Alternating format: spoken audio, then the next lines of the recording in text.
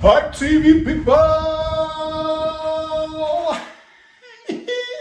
Hiya folks, I'm back. So we are at our little HMO conversion we're doing.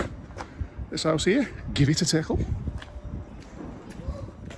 Right folks, so I've come round to do, I'm snagging some work at the minute and I've come to check progress, and I'm obviously wanting to show you guys at home progress. And I think the moral of this story is, even though we proclaim to be really good, accidents and mistakes still happen. And this is why you need someone like me.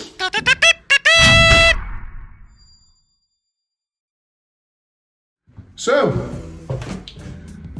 the electrics have been pulled through for the consumer unit to be put on the outside of the wall into the communal corridor. So that's obviously so it was previously in the bedroom. We don't want that, because if this person goes away for a weekend and sees the parents, for example, and somebody turns its kettle on and it trips the electrics, if it's inside this room, no one can get access and they've got no electrics. So we always like to put the consumer unit on the outside there. Tickle, tickle, see? The tickling stick, folks. So you can see that we've plastered. There's not much to see in here, apart from we've obviously got all the sanitary wares and stuff ready on site, because that's due to be going in very, very shortly. So a quick look around. Plastering seems okay. I'm going to test your knowledge now, folks. Plastering also seems okay there, yeah. So we'll come into the living room. So we've obviously plastered in that lintel that we've put in now. We've made the open plan. So it's actually made quite a nice big difference. It's a nice big feel. So having a quick look around. Can anybody see anything that's wrong? Because I can. So into the kitchen. So this is the 110 pipe that's going to be feeding the en suites and the 2 bedrooms upstairs. So I'll show you those. So we're actually going to make a cover for that. So we've got inspection chambers in it. This is a tight little space, but this is for a washing machine and dryer on top of each other, so we can maximise the space. And the idea is so that we can get us more appliances and bigger kitchen and more worktop area for the people living here and to comply with HMO regs. And this is the downstairs toilets. This was the original toilet, so we've actually got to move this and we've got to tap into it. So we've exposed the drain. Obviously we're waiting for building control to come and sign this off. We've got to tap in from there to there. We have to put what's called a rodding eye with a little inspection that's there in case it ever gets blocked, so we can rod it out. But from that point there, it goes under the floor by the back door, which is there, and then there's a manhole just outside. So it's a nice short run. So I'm pretty confident that if we just put a rodding eye inside there, this will pass. So again, it's only a progress update. Rear bedroom. Been skimmed, been patched in places because the plaster works pretty good in there. So happy with that. So as we're walking around, we think everything is okay.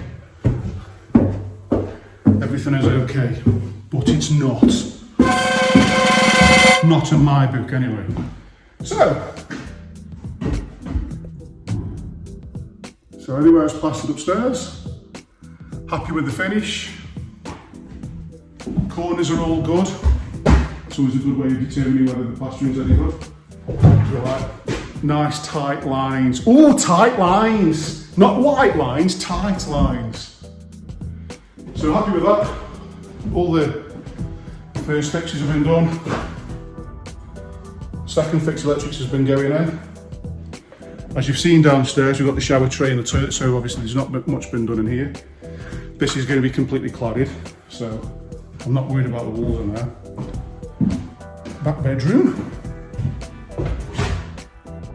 Again, happy with that.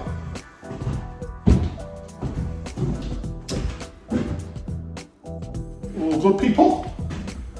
Same scenario. Inside there we've got the shower trays and stuff downstairs, so they get to go and be cladding the walls, so I'm not worried about that. So, on the surface, it all looks good, but now I'm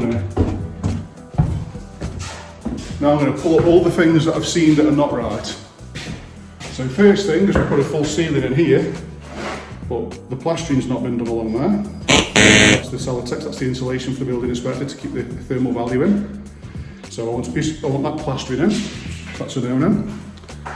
Second of all, is on the damp course, and this is on the entire perimeter of the property, so we're going all the way along there, is if you plaster beneath the damp course line, what they've done is they've plastered over that line. So basically they've plastered too far down to the floor, which means that's going to breach the damp course and that's going to cause rising damp to come back up again.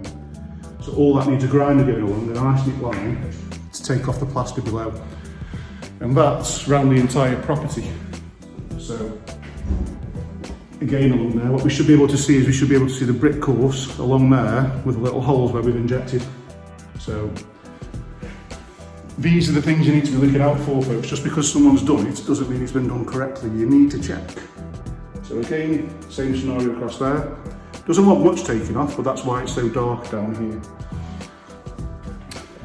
And in the kitchen, because I like honesty, as this has been boarded out completely, but where we've injected all the brickwork previously, the brickwork that's still inside there is going to be wet, and obviously it's porous. And what we normally do is we put plasterboards onto walls with the plasterboard dabs, which is basically board adhesive. And you can see inside there, that's your board adhesive. So I don't want these boards on, because what will happen is where all those little dabs are, so I'm guessing there and there and there, because that's going to be porous and the brickwork is not going to get any wetter because we've installed a damp course, which means that we stop the water going up the wall, but the water that's still inside the wall, it's going to suck it out. So what we're going to end up doing is we're going to end up having spots all the way around there. So what we can do is put these boards on the wall with a panel adhesive or with like a dry zone product, like a silicone, which means that it can't absorb the moisture out. And believe it or not, I did actually tell the lads to do this, and they've obviously not followed my instructions. So because I don't like bullshit, I thought I'll expose it and I'll expose myself and say these are the things that actually happen on site. However, I'm an awkward bugger and I'm going to make sure it's right. So that's it from me from this update. So this all needs to come off again and be redone with the proper stuff, like I said in the first place. And all this needs to be cut off. And the little snags, like fat that's been left, need to be put right. So, moral of the story, folks, just because you know what you're doing, you've still got to check. That's it from me. I'll see you soon, people.